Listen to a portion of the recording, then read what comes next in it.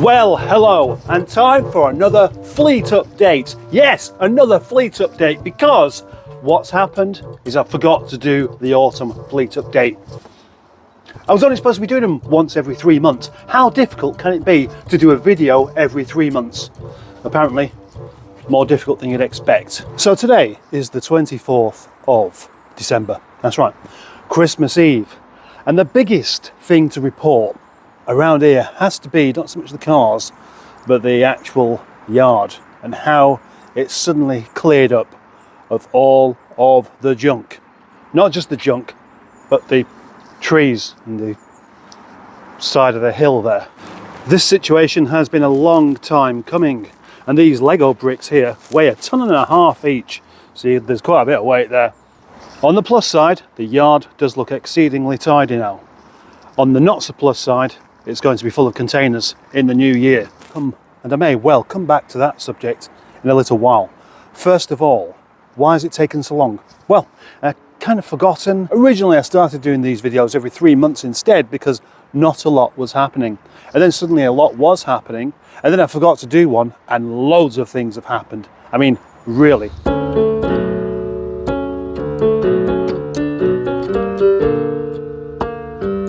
Let's start off with what's still here that I would like to disappear. Well, rather looking exceedingly sorry for itself now, this Land Rover Freelander was bought with 10 months MOT on it. And due to a couple of issues, smoking really badly and a broken spring, it stayed here. And now it's got no MOT. And its future isn't really that sure. Not that sure at all. And to be honest, it's my biggest regret of the yard. A similar story can be told about this one, the press release Rover 45. When I say similar, I mean it's still here. And now it's going to need a jolly good clean-up because it's starting to go mouldy in places. This car was bought with a full MOT. A full MOT with only one advisory. And now it has no MOT because it just wouldn't sell. Maybe we were asking too much money for it. I don't know. Maybe I need to get around to sorting the paint out on the roof. Maybe I need to polish these headlamps. Maybe I just need to get a new MOT on it. Well, whatever the case, I won't actually be giving up on this one because it is an interesting car.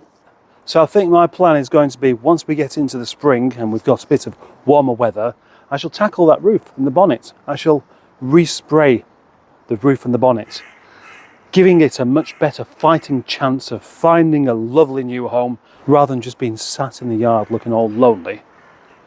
Poor thing. Now, what do we have here? Another car that should have been fixed and gone long ago, but has just sat around awaiting more work. And that is, of course, Tom's, Turbo Rover 25. The 500 brake horsepower project that has kind of stalled somewhat. Yes, because there's been such a big gap between things happening and other things happening, I can't quite remember when it was. I had my orders to get the yard cleared up. 3 cars, I was told. 3 cars I could have in the yard. And I still have more than 3, but it seemed to be not really causing too much of an issue. But this one was one that I really did want to go, but yeah, it's still here. Maybe I should talk no further about this car and talk about something more positive instead. More positive. I was told things needed to be moved, and I got into action and things got moved. Let me tell you what's gone. Well, first of all, there's the Perso 306 that never really got its own video. I started doing a video on it and then I kind of lost it. Then there's the blue Rover 25 called Rodney. They seemed to sit around for ages and were confused as to why nobody had bought it. Well, it got bought and it's gone off to London. Then there was a car called Daisy, Dented Daisy, a British racing green Rover 25 that drove well, sounded nice, but looked like a proper shed. It was going to get scrapped. It was going to go into pieces, but instead, a Lego man saved it. It's still at his yard doing nothing, but essentially he saved that car. Now here's the confusing part for me, because I can't remember whether these appeared in the last video or even when they appeared. But I was given an MG ZR by my friend David. And I drove it back here and the wheel fell off. Then it sat around, and then I sold it because I had to get rid of some cars. There's that story completed in, what, 20 seconds. Also, another short one for you. An MG TF 135, which I was given. Yeah, given again, because one of the neighbours down here had it. Couldn't really get it going, all sorts of problems. I got it going, and then he said, oh, just keep it, you have it. But I sold it. You know, you have to sell things to keep moving. I'm going to admit to being very, very lucky with cars, just not very lucky with money. So I kind of get half of it right, and then the other half completely wrong. Next, a car that's been in the yard ever since the start of these update videos. A car that I've never had running. A car that wasn't mine, in fact. It was George's green SD1. It was always welcome here. Enjoy Tempest, enjoy being in the yard, etc. All these kind of things. It was a fabulous thing to look at and occasionally sit inside. But given the restrictions put upon me, it had to go. And that was a shame, because that car was actually quite welcome here. But the only thing is, it went after the push had already started. My plan was, as soon as that car would go, I would have the space freed up to pull the caravan out, and that could be sold. But unfortunately, by the time the SD1 went, I had to basically just give the caravan away just to get rid of it. So there we go. George Roger Botti is also out of the yard. But I do appreciate the gift that we had from Pingu, and it was kind of fun, I suppose, but just ended up being a liability.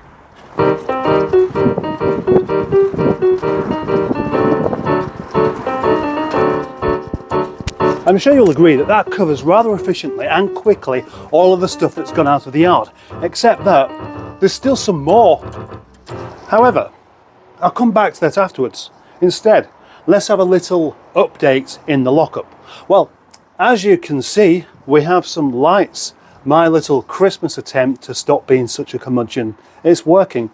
Also, my rather interesting feature on the door there, which is a reflection of what Nigel is, I think. I do have an ongoing video about the lockup and how it's being tidied up, although you would never guess by looking at this. But what we can also see here is this electric bike, the B98 electrically assisted push bike. And this bike is here because it takes up a lot less space than a Rover Metro, which is a Rover 100 in fact, which was here previously. Strange deal, a swap, yes, isn't it? But the thing is, I was kind of desperate, to the extent where I didn't even get any money for the caravan, even though I could have done, just to get it out of the yard as quickly as possible. And so the idea of a swap for something that will fit in the lockup and not take up any more space than a push bike in exchange for a car had to be done. This bike, however, that one is actually for sale. I put it up for $12.50, I think, on Marketplace. Not had any interest yet. Typical. Maybe that's too expensive. I don't know. The retail is £1,700 or $1,799 or something like that. And it's brand new, practically. I have given up my box within a box within a box of keys and things like that to carry around with me for this old suitcase. Perso bike is still here, of course. I was given a coffee machine, which is extra lovely, and just over here we have a stupidly big doggy bear. I have also taken it upon myself to dress a lot more smartly, unless the need is for me to be doing some, dirty work. Now back to the cars. I had a rather useful Audi A6 2.4 petrol Advance. That's the four-wheel drive version in the yard. I got it off my mate Johnny through a kind of weird deal, and that's gone. I sold it. I have an MG F in silver that used to be known as Wet Leg Von Titty Biscuits, but I changed the name to Alison because I preferred it. That's still my car, but it's not in the yard because it's been lent out on a slightly long-term basis at the moment. I do miss that car. What a fabulous little thing it is. Last time I had that car on an update, it was just about approaching its MOT and it needed welding. So I did the welding and I got it through its MOT. That's a success. The same kind of success that we had, or I had, with Janet Data Jackson, the old English white Rover 25 L Series diesel that needed a bit of welding. But I can't remember whether that was in the last video or not. So it's kind of mentioned in this one. Taking something of a back seat is Nigel, left in the lower lockup where it's dark until you put the light on, that is. Then it's a bit lighter. Is this a surprise? To see my trusty old Rover 42 in the near dark, neglected? Well, it's just out of the way at the moment. You see, I don't have any plans on using this car until next year. Lucky really, because there's only a week of this year left. And it needs work, it needs some jobs. Most of the jobs I can and will be doing myself. Such as, well, we see here that the cam cover's off, and that is because I have to replace the cam seals because there is oil leaking out. And not just a bit, but actually an awful lot. Enough oil to make it really pretty much unusable. And then at the back end of the car, that I won't show you because I'm not going to do any scrabbling around on the floor, is the missing back box. The back box, which is 4 years old, or just over, fallen apart. Yeah, that is what you call aftermarket quality for you, isn't it? It just rusted, fell apart, the entire contents, just I shook it all out. I was going to just weld it all back up and then bung it back on. But my lovely friend Aaron went and sent me a brand new one. So that will be getting fitted in the new year. But besides that, there are things that have actually happened with this car since you last saw it, at least since it was in an update video. And that is, look, the lovely plum carpet with a sweet wrapper just there. And I'm using the camera torch, so the lighting isn't the best. The seats are the same, the steering wheel's the same, the door cards are the same. But just up here, the headlining is not anywhere near the same as what it was a little while back. Nigel has a completeness about it now that it never had before, and that's why things have started to go wrong. So that I can continue to do jobbies on this car without saying, right, I've finished. Have I finished though? Besides that, what else can I do with it? Change the alloys.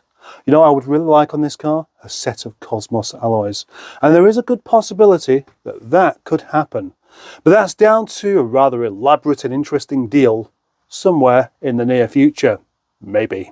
And now I'm going to talk about two rather elaborate deals that have led me to have that car behind, this very lovely Rover 414, and this unfortunate CVT Gearbox 25. In the summertime, I had a rather lovely Rover 416 Tourer called Mrs. Doyle. It was night fire red, and it was in pretty good condition with a 1.6 Honda engine and an automatic gearbox. I liked that car very much, but so did somebody else called Aaron, who I'd previously sold three cars to, in fact. One of them was a car that I really did have a proper soft spot for, and that was a midnight blue Rover 45 called Alfie, W plate, a proper pre-project drive car. It was in fabulous condition, and Aaron spent a fortune on making this car even more so. But the allure of the Tourer was too great for him, and he offered a straight swap, one car for the other. And you know what? I had to say yes. I knew that this car coming back into the yard would be such a big deal, and I didn't want the word to get out. So I made sure that my video went up before lots of people knew about it. Anyway, I kind of failed at that. That evening I had a phone call and a message about the car called Alfie. Joe in Cornwall wanted it so badly that he was prepared to come up the following morning, travelling from Cornwall at about 2 o'clock in the morning to do an exchange, a part exchange for his silver 45.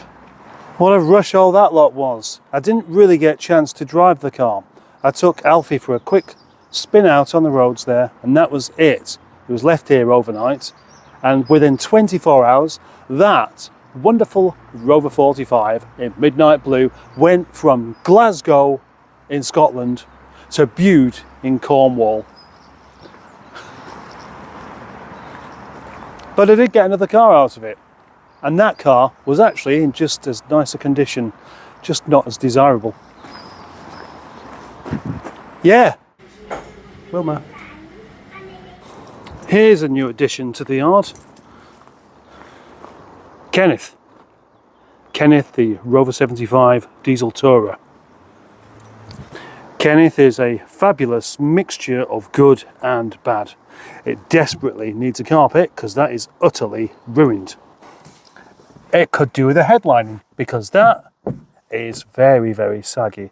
But it is a pre-project drive car, so it has the proper wooden dash, wood veneer. It has, well, a carpet that's ruined.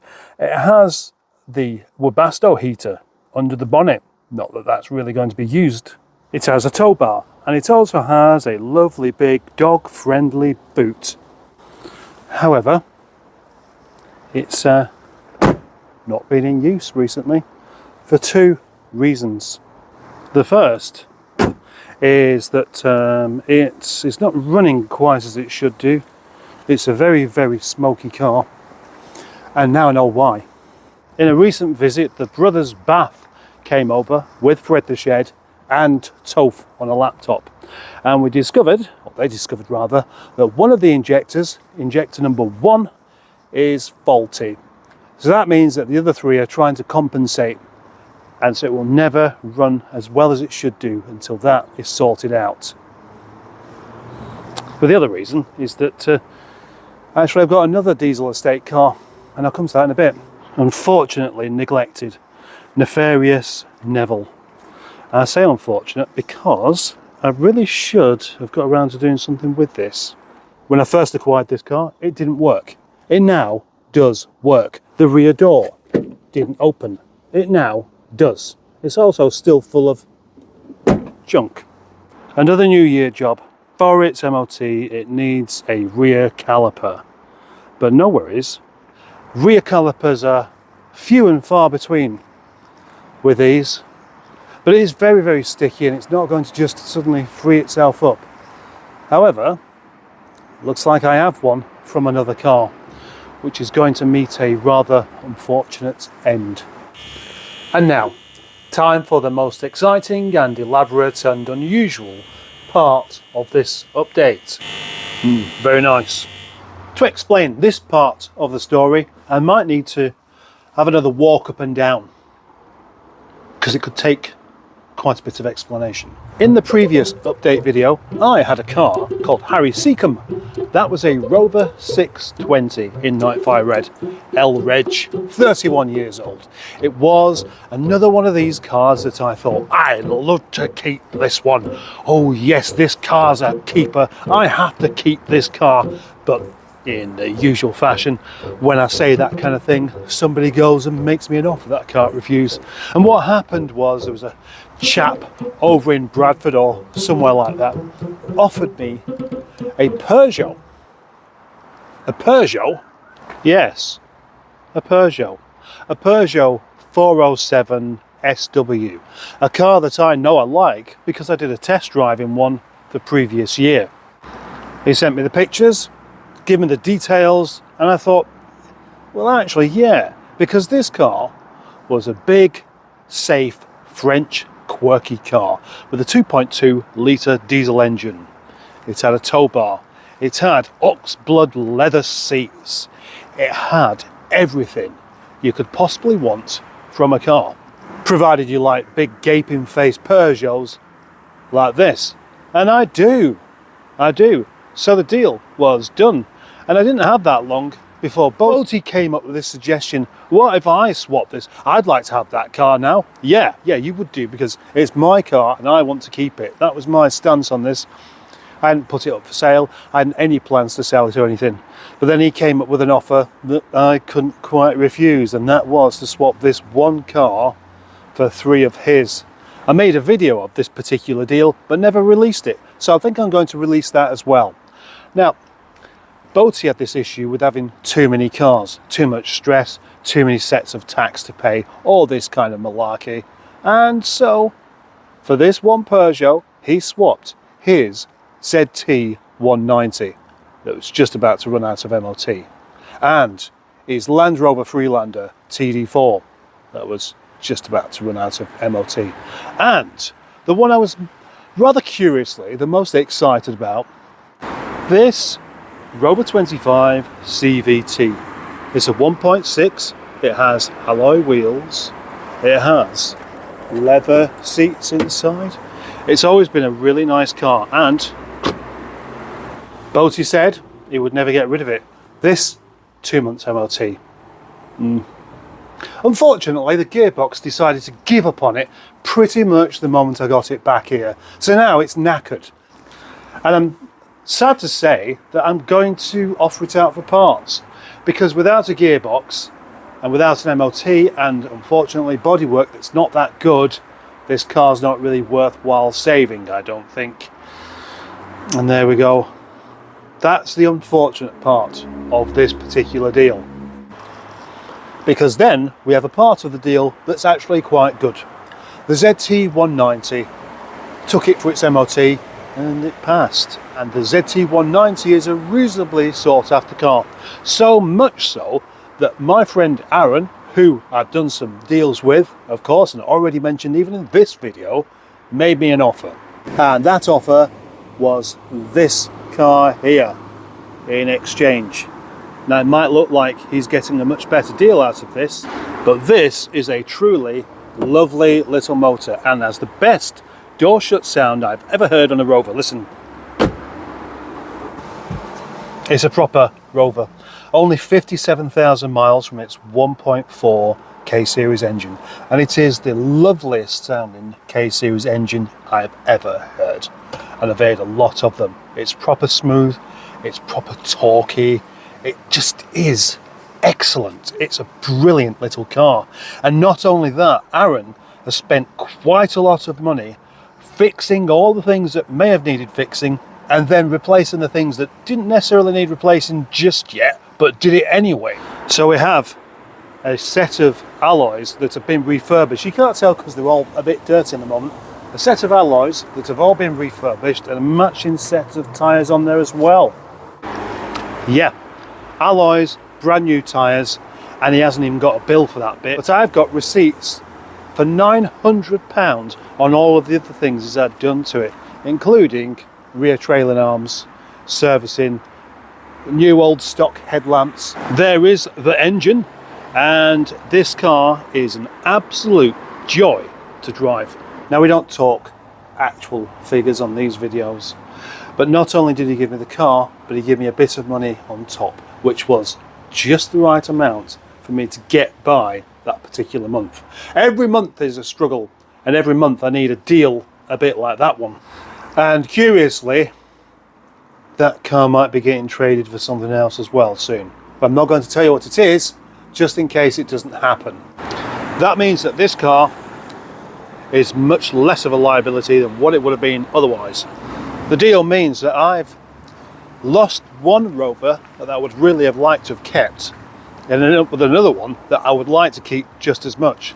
And on top of that, a Land Rover Freelander TD4. And I took that for its MOT and it passed. I put it up for sale. Nobody seemed to want it. You would have thought, with winter just happening, a Land Rover, still with its four-wheel drive malarkey, would have sold quite quickly. But no, it didn't. And eventually I had about 3 people sending me links to a particular car, knowing I would be very, very interested in. And here it is. This reasonably tatty 418 Tourer. Yes, I couldn't pay for this car, so I just offered a straight swap for the Land Rover. As it goes, I was asking more money for the Land Rover than the chap was asking for this, but I didn't really care. There's loads of Land Rover Freelanders about. What there isn't is loads of these. In fact, there's practically none of them. And it's quite astonishing that I've managed to get my hands on 3 R8 Tourers over the past 2 years. Brilliant, eh? This one suits me right down to the ground as well, because it's tatty, because I like tatty cars, because bits of it mismatch, because it's 30 years old, and because I've work to do on it to make it mine. I don't think there's a car more suited to me than this. And that's why I'm expecting lots of requests to either swap or buy this car. And I'm going to have to just try and say no. And in fact, the other car that fills the same purpose, Kenneth, that 75 down there, that needs to find a home instead. Because I properly love this car. And down this side we can see I've started some work on it. Just there. All of this lot is going to lead to something rather unexpected from me, but I don't want to give the game away just yet.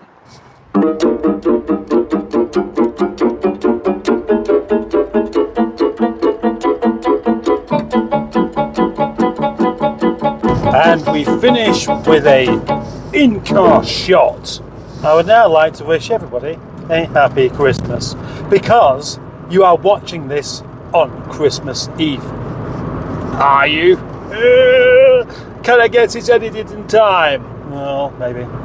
And I'm going to finish this video off with a little request. Simple. Please don't try and buy this car. Buy the 75. Buy the knackered 25. Buy my MGF if you really must, but not this one. Buy the electric bike. Buy the knackered Freelander. Buy the press release 45, but not this one. You could buy the turquoise 414, but please, I want to keep this one. Let me keep an R8. I have wanted to keep an R8 for such a long time. I don't want the next update video, whether it be in 1 month or 3 months, or forget entirely and it ends up being next year, to be without this car. I just want to keep this one. Thank you very much for watching, and I'll see you either in the next update video or in the next video I post. Bye bye.